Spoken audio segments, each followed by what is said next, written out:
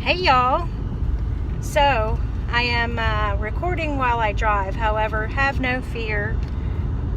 I am paying full attention to the road, so you're going to notice that I'm not looking at the camera. But I really had to document and talk about what has transpired. I've been hit with a lot of bad news in the last week and a half, 2 weeks. Kind of down in the dumps and doing the feeling sorry for myself thing, and a couple of things happened, and I was kind of excited to talk about them in the moment. One thing is my wonderful 19-year-old daughter, who is just a genius and marvelous and brilliant, says to me last night, "Now, Mom, you know God doesn't give you more than you can handle." And I said, "Oh, but this is more than I can handle, yada yada." Then I got to thinking today on my wonderful, beautiful drive out to Maryville. I love being out here, and it's beautiful and scenic, and foothills of the mountain just hit me. Man, I must be doing something really good, because I am under attack. The devil is a lie. He's a lie. I must be affecting people. I must be getting the word out. There must be something going on to cause this attack, to get me down. So I thought to myself, now more than ever, I need to pick myself up, brush myself off, and continue doing what I was doing, because there are lives being changed. Has to be. And that's why I feel I'm being attacked. And that's fine. That's fine. So I went to praying, and I prayed for everybody under the sun, and anybody affected by addiction, and everybody who knows someone affected by addiction, and counselors who work with people affected by it. And the list kept going on and on and on. And then I felt a sense of overwhelming peace. Overwhelming peace. So, what I'm wanting to say to you today is, it is so easy to get caught up in the lies told to you by the devil. You might not think, you might think, "Oh, I don't believe." I'm telling you. Listen to me. I'm telling you. Pick yourself up and dust yourself off. You are worth it. You deserve to have peace in your life. You deserve to live addiction free. There's not one thing that anyone has done that God will not forgive. Nothing that you have done that God will not forgive. I'm not here to preach to you. Well, I guess I am. But my main objective is to tell you that you're not alone in addiction. You have friends and family and people who will support you. First and foremost, God will support you. God will get you through.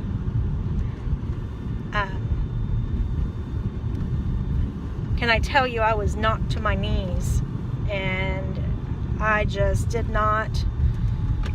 I was just pitiful and pathetic for a few days.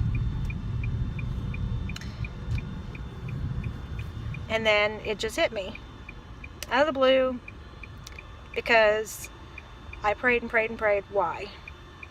Out of the blue, I got my answer. Why? Because I'm changing lives.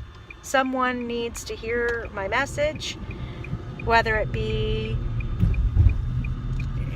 someone who's on their brink of death, they're thinking about committing suicide, or they're thinking about maybe getting recovery and is afraid. Lots of really cool things that I've been working on is I have a lady, I'm not going to mention her name yet because I don't have permission, but she is going to come on and do a video with me, and I'm going to let her give her information.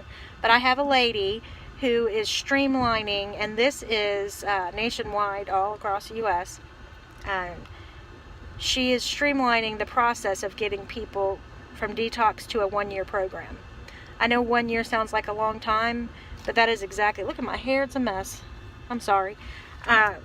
It really does take a very long time to get these 30-day programs, honey. You know, I'm talking to you. You know that 30-day program did not work for you.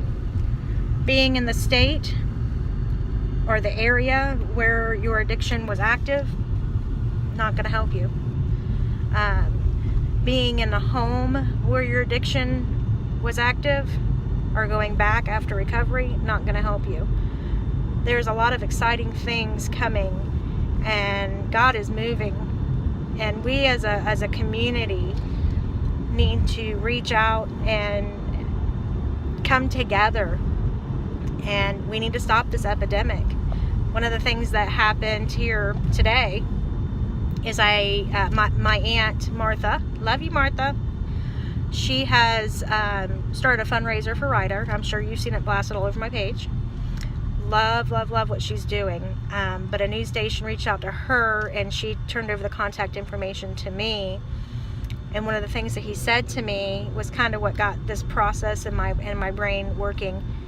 And he said, wow, what an epidemic we have with these babies being born addicted. And he began to talk about how many news stories that they have and had to reject, and he said it just seems, me being in the news, it seems like every day there's a news story about a child, a mother, a father, a brother, somebody born addicted. And he said, and those are the ones that we hear about. And he said, it's everywhere. And he said, we would love to get your message out about the fundraiser, but we'd also like to get the message out about NAS affected children. So that's happening Sunday. So I've got a lot of work to do to prepare for that, and hopefully I'm not looking like a hot mess like I am now. But I was just very, very excited that my God hears me and speaks to me, and I'm so fortunate that I listen. And I'm so fortunate that I've touched people's lives. I've gotten a lot of emails. I do intend to answer you, I promise. Got a lot going on at the moment. I've got my bookkeeping business started, and it's flourishing, and just a lot going on, but my focus will remain reaching out to people affected by addiction.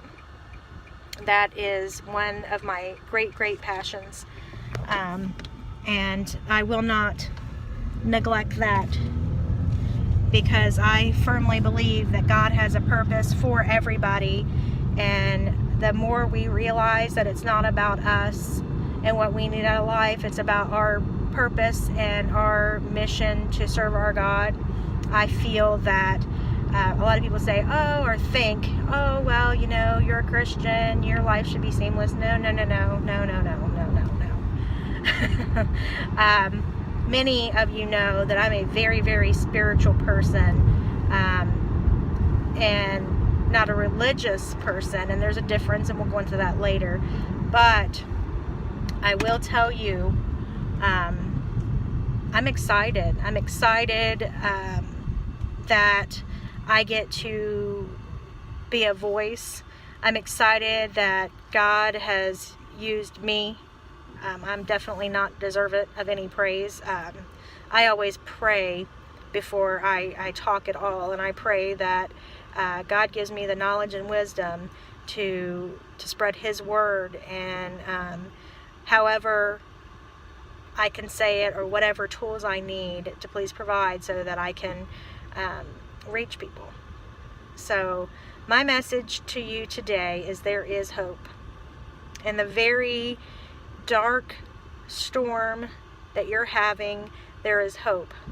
It is very hard to be in the midst of a storm and be in a deep depression and be in active addiction and think to yourself that there's hope. And I'm telling you, please listen to me, there is hope. No, I have never been an addict. No, I do not know what you're going through, but I love you. God loves you. And through Christ, all things are possible. I have seen and heard so many inspiring and encouraging messages of people who are in active addiction, who are in recovery from addiction, families who are dealing with the people in active addiction and recovery, or dealing with recovery of an addict. I am so happy to read these emails, and so sad at the same time for some of them. And the one thing I can say is pray. Pray and do not cease until you have your answers.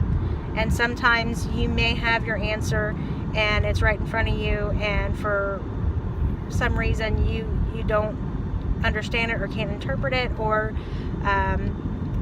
whatever the case might be. But our God is awesome.